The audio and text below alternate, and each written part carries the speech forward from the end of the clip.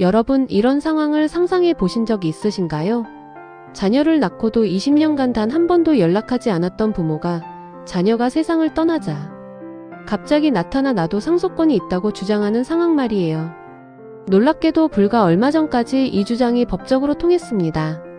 오늘은 이 불합리한 구조를 바꾼 이른바 구하라법, 그리고 2026년 2월에 이루어진 민법 개정의 핵심 내용을 꼼꼼히 살펴보겠습니다. 왜 이 법이 필요했을까요? 2019년 가수 구하라 씨가 사망했을 때 20년간 연락조차 없던 친모가 상속권을 주장하며 재산의 절반을 요구하는 일이 벌어졌습니다. 기존 민법 제1004조는 살인, 유언 위조 같은 극단적 범죄만을 결격 사유로 규정했고 부양의무 위반은 아무리 심각해도 결격 사유가 아니었습니다. 1977년부터 무려 46년간 부양의무를 저버린 부모라도 혈연이라는 이유 하나만으로 상속과 유류분을 보장받았던 겁니다.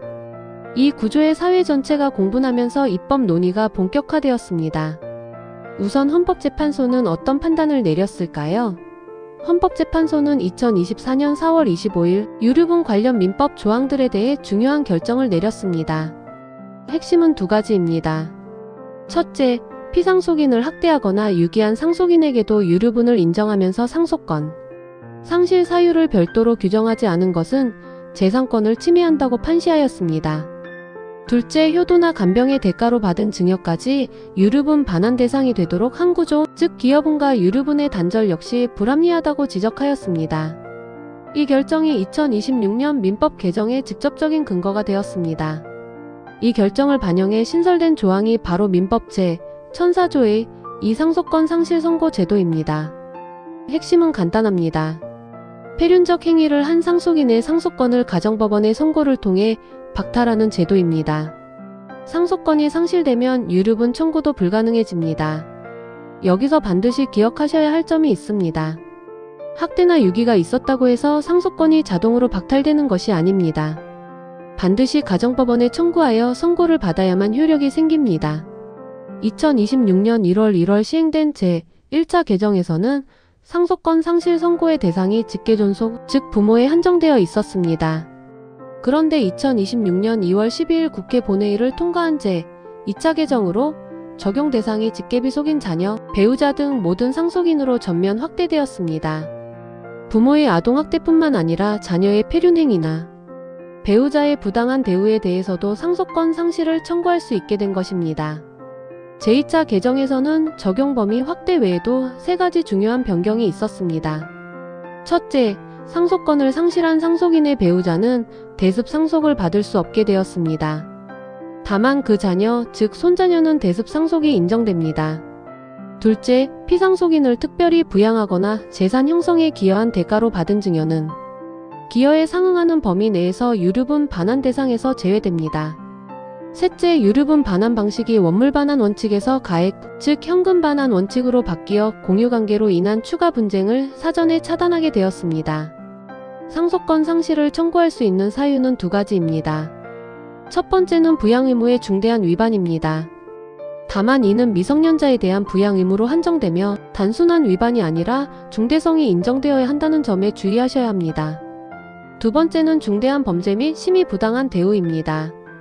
피상속인 그 배우자 또는 피상속인의 직계비속에게 중대한 범죄 행위를 하거나 그 밖에 심히 부당한 대우를 한 경우가 이에 해당합니다. 상속권 상실을 청구하는 방법은 두 가지 경로가 있습니다. 첫 번째는 피상속인이 생전에 대비하는 경우입니다. 반드시 공정증서 형식의 유언공증으로 상속권 상실의 의사를 표시해야 합니다. 이후 피상속인이 사망하면 유언집행자가 가정법원에 상속권 상실을 청구하고 법원의 심리와 선고로 확정됩니다. 여기서 중요한 것은 상속권 상실의 대상이 되는 사람은 유언집행자가 될 수 없다는 점입니다. 두 번째 경로는 피상속인이 유언을 남기지 않은 경우입니다. 이때는 공동상속인이 직접 가정법원에 청구할 수 있습니다. 그런데 여기서 반드시 지켜야 할 기한이 있습니다.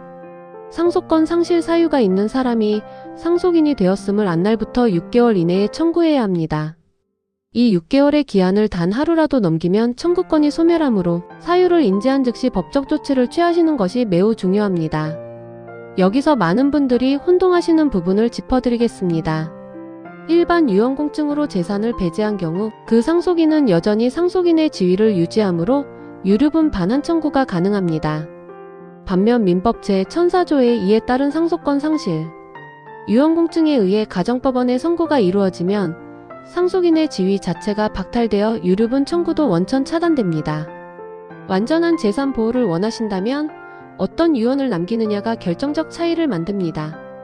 마지막으로 상속 결격과 상속권 상실 선고의 차이도 명확히 구분해 두실 필요가 있습니다.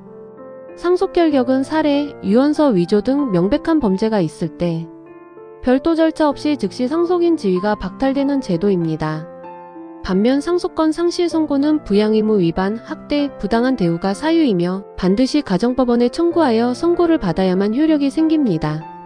학대나 유기 사실이 있더라도 청구하지 않으면 상속권은 그대로 유지된다는 점 꼭 기억해 두십시오. 자주 묻는 두 가지 질문에 답변 드리겠습니다. 첫째, 법 시행 전에 사건에도 소급 적용되나요? 네, 적용됩니다. 2024년 4월 25일 헌법불합치 결정 이후 상속이 개시된 사건이라면 개정법 시행 전이라도 소급 적용됩니다. 둘째, 폐륜 상속인의 자녀나 손자녀는 대습 상속을 받을 수 있나요? 상속권을 상실한 사람의 직계비속은 대습 상속이 인정됩니다. 다만 상속권을 상실한 사람의 배우자는 대습 상속을 받을 수 없습니다. 이번 개정이 우리에게 말하는 것은 분명합니다. 상속은 이제 단순히 혈연으로 결정되지 않습니다. 부양 의무를 다하지 않은 부모, 폐륜적 행위를 한 가족은 더 이상 법의 보호를 받지 못합니다. 유류분 제도는 기여한 자를 보호하는 방향으로 진화하였습니다. 다만 상속권 상실은 엄격한 입증과 6개월이라는 기한이 핵심입니다.